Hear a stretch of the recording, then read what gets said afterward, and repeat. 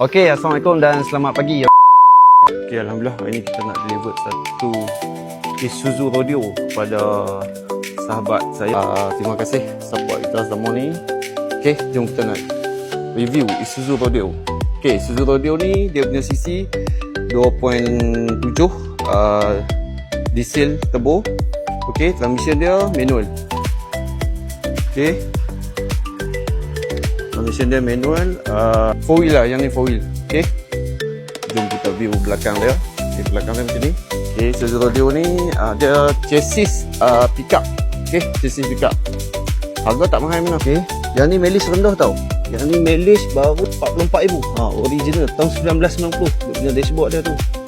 Okay, dia layout dia macam ni. Untuk jadikan beg dia, storage compartment dia pun style old school style. Okay, switch dia, toilet dia. Okay, kita view kat bahagian pemanduan. Okay, pemanduan dia, okay, dashboard dia di RW Motor. Okay, terima kasih sekali lagi pada Farid 88 Construction Bina Rumah.